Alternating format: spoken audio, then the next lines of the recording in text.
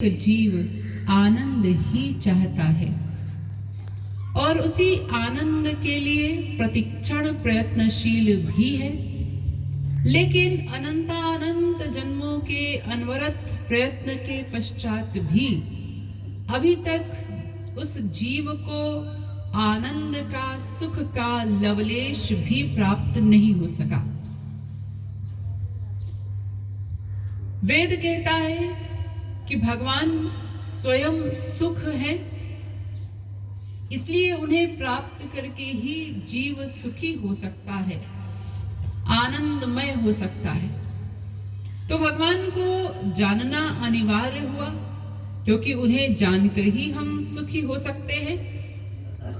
तो उन्हें कैसे जाना जाए, ये प्रश्न पैदा हुआ। तो जानने का जब हमने प्रयत्न किया शास्त्रों वेदों के द्वारा, तो पता चला कि भगवान को कोई नहीं जान सकता, और जो ऐसा समझता है कि भगवान को समझा जा सकता है, उसके जैसा कोई नासमझ नहीं है। आप लोग जल्दी से थोड़ा थोड़ा आगे आ जाइए।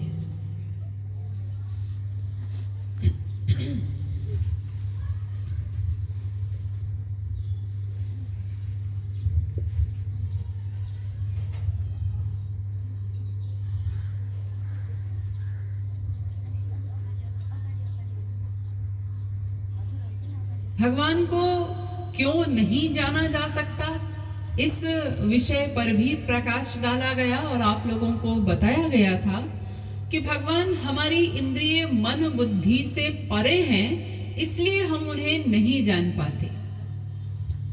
और भगवान इंद्रिय मन बुद्धि से परे क्यों है, इसका कारण भी आप लोगों को बताया गया कि वो भगवान दिव्य हैं। हमारी इंद्रिय मन बुद्धि माइक है, माया से बनी है, और भगवान माया से परे हैं। मायापति है वे, तो मायाधीश हैं। भगवान प्रकाशक हैं, और हमारी इंद्रिय मन बुद्धि उस प्रकाशक भगवान से प्रकाशित होती है। भगवान प्रेरक हैं, हमारी इंद्रिय मन बुद्धि उस प्रेरक भगवान से प्रेरित होकर के कर्म करती है। इसी प्रकार भगवान ज्ञाता है, इंद्रिय मन बुद्धि ज्ञेय है। भगवान धारक हैं, इंद्रिय मन बुद्धि धार्यमान है।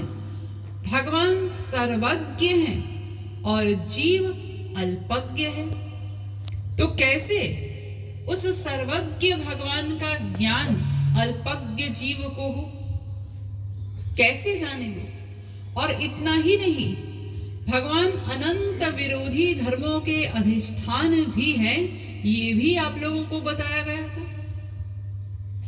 विरोधी धर्म, जैसे किसी से कहा जाए कि आप ब्रह्मचारी हैं, वो कहे हाँ, तो फिर आप गृहस्थी तो नहीं होंगे। अब वो कहे कि भाई हम गृहस्थी भी हैं और ब्रह्मचारी भी हैं, ये दोनों विरोधी धर्म हैं। तो संसार में ऐसा नहीं हो सकता। संसार में इनमें एक ही चीज हो सकती है, या तो कोई ब्रह्मचारी ही हो सकता है, या तो कोई गृहस्थी ही हो सकता है। लेकिन ऐसे अनंत विरोधी धर्म भगवान में भरे पड़े हैं। उनमें से कुछ मैंने आप लोगों को कल बताए थे। जैसे भगवान छोटे से छोटे भी हैं, बड़े से बड़े भी हैं, एक भी हैं, अनेक भी हैं, चलते भी हैं, नहीं भी चलते, दूर से दूर भी हैं, समीप से समीप भी हैं, साकार भी हैं, निराकार भी हैं, सगुण भी हैं, निर्गुण भी हैं, सविशेष भी हैं, निर्विशेष भी हैं, कालात्मा भी हैं, डरते भी हैं, अनीय भी हैं, कर्म भी करते हैं, सब इंद्रियों से रहित हैं, लेकिन सब इंद्रियों के विषयों को ग्रहण भी करते हैं। यथा आंख नहीं है, देखते हैं, कान नहीं है, सुनते हैं, रसना नहीं है, रस लेते हैं, त्वचा नहीं है, स्पर्श करते हैं। सब इंद्रियों से रहित होते हुए भी सब इंद्रियों के विषयों को ग्रहण भी करते हैं। आत्मा राम भी है और जीवों के साथ रमण भी करते हैं। तो ऐसे अनंत विरोधी धर्म भगवान में भरे पड़े हैं। इसीलिए बड़े बड़े बुद्धिमानों की बुद्धि भी उनके विषय में जब जानने चलते हैं, बड़े बड़े बुद्धिमान लोग भी, उनकी भी बुद्धि कुंठित हो जाती है। तो फिर हम साधारण जीव ये सोचे कि हम इस बुद्धि से भगवान को जान लेंगे, तो ये कैसे संभव है भला? इसीलिए भगवान को जाना नहीं जा सकता। लेकिन कल मैंने आप लोगों को अंत में ये बताया था कि भगवान को जानना बहुत सरल है। अब कैसे सरल है, किस प्रकार उन्हें जाना जाए, इस विषय पर आज चर्चा करते हैं। ये जो हमारे शास्त्र वेद कह रहे हैं कि भगवान को कोई जान ही नहीं सकता, तो ऐसी बातें सुन करके स्वाभाविक सी बात है कि हम लोगों के मन में ये आता होगा, क्या आज तक भगवान को किसी ने जाना ही नहीं? अरे कोई तो जानता होगा भगवान को। जैसे हमारे शरीर में तकलीफ है, कोई कष्ट है, हम नहीं जानते वो कष्ट हमें क्यों हो रहा है, लेकिन हम डॉक्टर के पास जाते हैं, डॉक्टर से बताते हैं, डॉक्टर साहब हमारे शरीर में यहाँ पर दर्द हो रहा है। तो चूंकि वो उस विषय का विशेषज्ञ है, तो वो समझ लेता है कि दर्द क्यों हो रहा है, कौन सा रोग है, इसके लिए कौन सी दवाई देनी है, कौन सी औषधि देनी है। तो ऐसे ही हम लोग साधारण लोग हैं, हम नहीं जानते, लेकिन कोई तो होगा जो भगवान को जान सकता होगा। हमसे भी बड़े बुद्धिमान तो ये सरस्वती बृहस्पति हैं। ये तो ज्ञान के ही देवी देवता है। आज तक कोई मनुष्य इनसे ज्ञान के मामले में टक्कर नहीं ले पाया, महापुरुषों को छोड़ करके। इतने बड़े ज्ञानी, तो ये भगवान को जानते होंगे। लेकिन ये तो मैंने आप लोगों को कल ही बताया था ना, वेदव्यास जी ने लिखा, खेद्यति धीर विदामि। सरस्वती बृहस्पति की बुद्धि भी कुंठित हो जाती है, भगवान को जानने के विषय में ये भी नहीं जानते। तो इनसे बड़े बुद्धिमान लोग कौन हैं? इनसे भी बड़े बुद्धिमान हैं ये ब्रह्मा जी हैं, विष्णु हैं, शंकर जी हैं। ये इनसे भी बड़े बुद्धिमान हैं, तो ये जानते होंगे भगवान को। लेकिन ये भी नहीं जानते। तुलसीदास जी ने अपने रामचरितमानस में लिखा, जग पेखन सब देखन हारे, विधि हरि शंभु न चावन हारे। तेऊ न जानहि मरम तुम्हारा, और तुम ही को जानन हारा। ये तुलसीदास जी लिख रहे हैं। विधि हरि हर यानी ब्रह्मा विष्णु शंकर आदि भी भगवान का मर्म जान नहीं पाते। तो फिर आज तक क्या भगवान को किसी ने जाना ही नहीं? नहीं, ऐसा भी नहीं है। जाना तो है, बहुत से लोगों ने जाना है। अनंत अनंत ब्रह्मांड है, उन अनंत अनंत ब्रह्मांडों में अनंत अनंत जीव हैं। उन अनंत अनंत जीवों में बहुत से जीवों ने भगवान को जाना है, प्राप्त किया है। वेद कहता है वेदाहमेतं पुरखं महान्तमादित्य वर्णम तमसः परस्तात्। वो जो प्रकाश स्वरूप भगवान है ना, उसको जाना है लोगों ने। तो कैसे जाना है फिर? एक बात तो आप लोगों को स्पष्ट हो गई अभी तक कि हाँ, बुद्धि से तो नहीं जाना जा सकता। अगर हम ये सोचें कि हमारी बुद्धि बहुत अच्छी है और इस बुद्धि से हम सब कुछ समझ लेंगे, भगवान को भी जान लेंगे, तो ये तो संभव नहीं। तो वेद ने बताया नायमात्मा प्रवचनेन लभ्यो न मेधया न बहुना श्रुतेन। बहुत ही स्पष्ट बात वेद कहता है, नायमात्मा प्रवचनेन, भगवान को प्रवचनों से नहीं जाना जा सकता। कोई बहुत प्रवचन सुना करे या कोई बहुत प्रवचन दिया ही करे, इससे भगवान का ज्ञान हो जाएगा? नहीं। न मेधया, किसी की बुद्धि बहुत प्रखर है, बहुत बड़ा बुद्धिमान है, इस बुद्धि से ज्ञान हो जाएगा? इसका तो इतना डिटेल मैंने आप लोगों को बता ही दिया कि बुद्धि से तो संभव ही नहीं। कोई बहुत पढ़ा करे शास्त्र वेद आदि ग्रंथों को, उससे ज्ञान हो जाएगा? नहीं, उससे भी नहीं होगा। अरे भगवान स्वयं सामने खड़े होकर के कहे ना मैं भगवान हूं, तब भी नहीं होगा। आप कहेंगे अरे जब भगवान सामने आ ही गए फिर क्या बात है? नहीं, फिर भी कमी है, फिर भी आप जान नहीं पाएंगे। जब भगवान का अवतार होता है ना, तब हम लोग भी होते हैं उस अवतार काल में, क्योंकि भगवान भी अनादि है, हम भी अनादि है।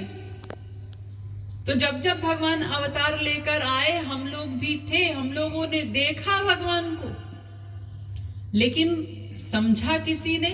जाना? त्रेता युग में भगवान राम आए, कितने जीवों का उद्धार कर पाए? कितने जीवों ने माना कि वे भगवान राम थे?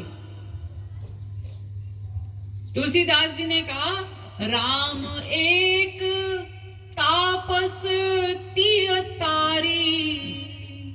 एक यानी 11,000 वर्ष राम इस पृथ्वी पर रहे, लेकिन राम एक तापस तिय तारी, बस एक अहिल्या का उद्धार किया मात्र।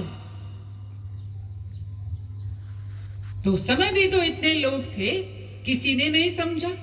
श्री कृष्ण का अवतार हुआ, उस समय भी हम लोग थे, तब भी नहीं जाना किसी ने कि ये जो नंद का पुत्र है, ये कृष्ण, ये भगवान है।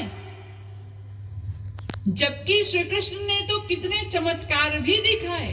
लोग कहते हैं चमत्कार को नमस्कार है, उन्होंने तो चमत्कार भी दिखाए, तब भी किसी ने नहीं माना। श्री कृष्ण जब दुर्योधन की सभा में गए, महाभारत के युद्ध के पहले शांति दूत बन करके शांति का प्रस्ताव लेकर के गए थे कि किसी प्रकार युद्ध न हो। लेकिन क्या हुआ? दुर्योधन की सभा में दुर्योधन ने उनको बंदी बना लिया। तो भगवान ने अपना विराट रूप दिखाया वहां सबके बीच में, भरी सभा में। दुर्योधन देख रहा है। विराट रूप कौन दिखा सकता है भगवान के अतिरिक्त? लेकिन देख कर भी नहीं समझा उसने। उसने क्या कहा? ये तो कोई छलिया है, मायावी है। भगवान नहीं समझा। तो भगवान स्वयं सामने आकर के भी कहे ना कि मैं भगवान हूं, तो भी हमें भगवान का ज्ञान नहीं होगा। तो फिर कैसे होगा? इसी वेद मंत्र की दूसरी पंक्ति में कहा यमेवैष वृणुते तेन लभ्यस्तस्यैष आत्मा विवृणुते तनुग्वं स्वाम। इन सब साधनों से भगवान का ज्ञान नहीं हो सकता। सीधी सीधी बात स्पष्ट सी वेद कहता है कि भगवान को केवल वही जान सकता है जिस पर भगवान अपनी कृपा कर दे, यानी उनकी कृपा से ही उनका ज्ञान हो सकता है। तप प्रभावा देव प्रसादाच्च, और कोई दूसरा मार्ग नहीं। अब वो भगवान की कृपा सरस्वती बृहस्पति पर न हो तो वे भी नहीं जान सकते, और एक पशु एक पक्षी पर हो जाए, ये काक भुशुंडी गरुड़ आदि इन पर कृपा हो जाए तो ये जान लेते हैं भगवान को। तो उनकी कृपा से ही उनको जाना जा सकता है। अगर कोई ये प्रश्न करे कि भगवान को कौन जान सकता है, तो इसका सीधा सा उत्तर है भगवान। उन्हें कौन देख सकता है? भगवान। कौन सुन सकता है? भगवान।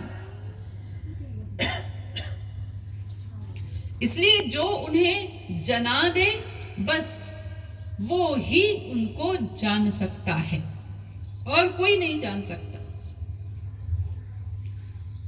इसीलिए रामचरितमानस में भी कहा गया, सोई जानहि जेहि देहु जनाई, जानत तुमहि है जाई, तुम्हारी ही कृपा तुमहि रघुनंदन, जानत भगत भगत उर चंदन, राम कृपा बिनु सुनु रघुराई, जानी न जाई राम प्रभुताई,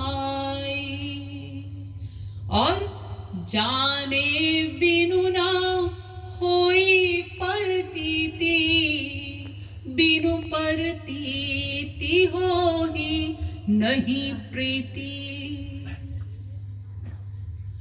बिना भगवान की कृपा के भगवान को कोई नहीं जान सकता। इसलिए आप लोग ये जो नाम सुना करते हैं, तुलसीदास, सूरदास, मीराबाई, कबीरदास, इन सब ने भगवान को जाना। कैसे जाना? इन पर भगवान ने कृपा की।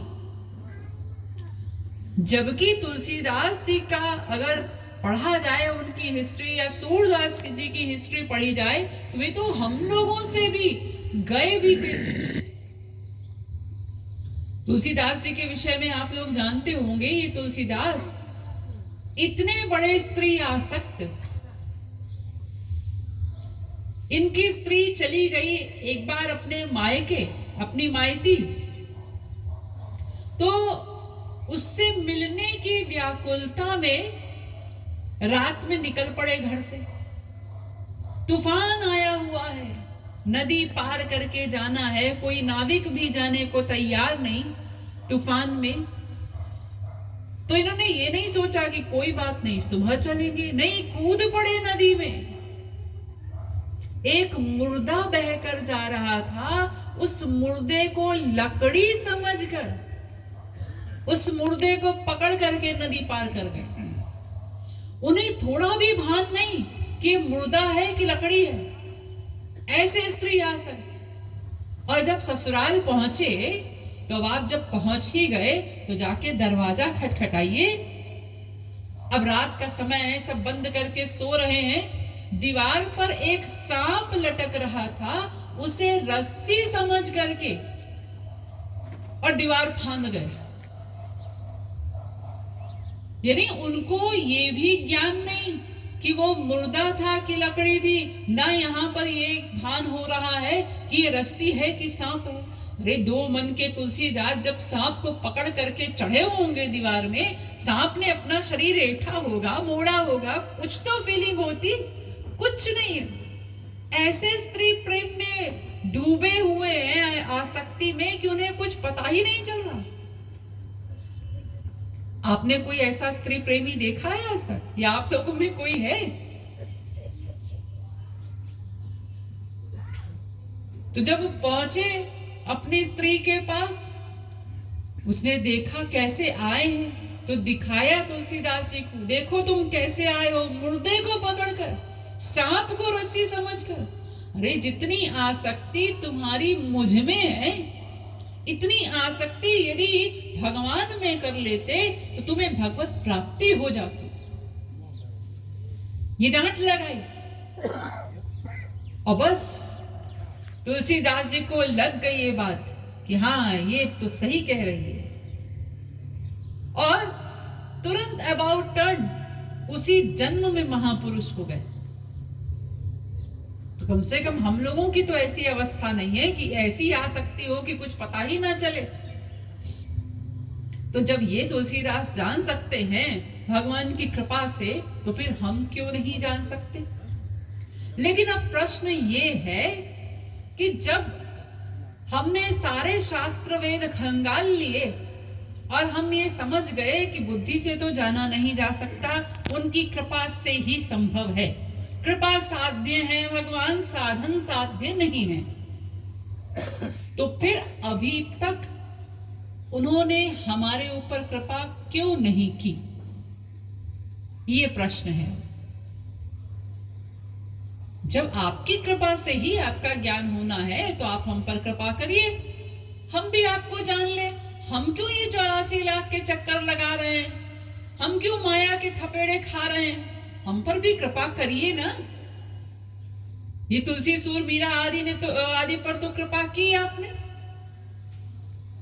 इसका अर्थ ये है जो अभी तक हम लोगों पर कृपा नहीं हुई, इसका मतलब कि भगवान की अवश्य ही कृपा करने की कोई शर्त होती है। जो लोग उस शर्त को पूरी कर देते हैं उस पर भगवान कृपा कर देते हैं। हमने भगवान की वो शर्त पूरी नहीं की, इसलिए अभी तक हम लोगों पर कृपा नहीं हुई। तो फिर भगवान की वो शर्त क्या है जिस शर्त को पूरा करने पर भगवान कृपा करते हैं? हाँ, इस शर्त का पता लगाना पड़ेगा। लेकिन आगे बढ़े इसके पहले एक प्रश्न और आ रहा है बीच में, वो ये कि यदि किसी शर्त को पूरा करने पर ही भगवान कृपा करते हैं तो फिर भगवान को अकारण करुण क्यों कहा जाता है? बिनु हेतु स्नेही, बिना कारण के कृपा करने वाले, बिनु हेतु कृपालु, ये सब जो उपाधियां हैं भगवान की, ये सब क्यों है? फिर भगवान अकारण करुण कहाँ रहे, सकारण करुण हो गए कि हमने भगवान की शर्त पूरी की, उन्होंने कृपा कर दी। ये जो कहा गया है, अस को उदार जग माही, ऐसा कोई उदार नहीं। बिनु सेवा जो द्रवे दीन पर, राम सरिस को नाही, ऐसो को उदार जग माही।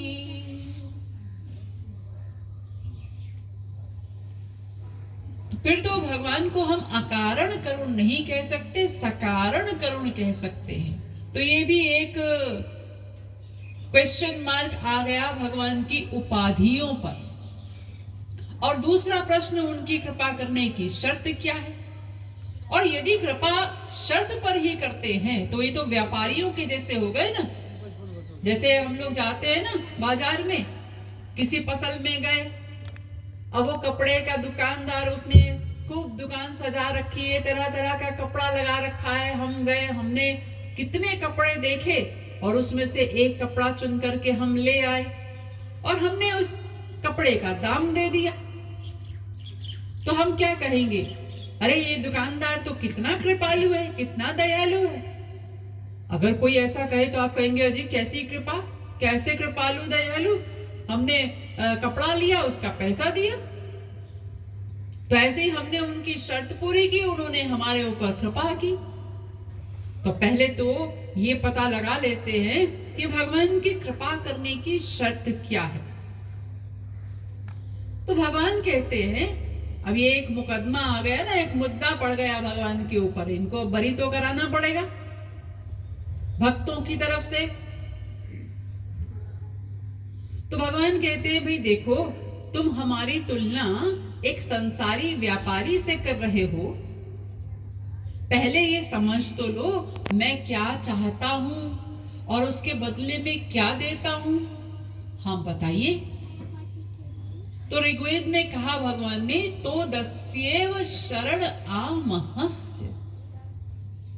मैं बस इतना ही चाहता हूं कि जीव मेरी शरण में आ जाए तो मैं उस पर कृपा कर दूं। बस और कोई शर्त नहीं है मेरी। मैं केवल इतना ही चाहता हूं कि तुम मेरी शरण में आ जाओ और मैं अपनी कृपाओं का भंडार खोल दूं तुम्हारे लिए।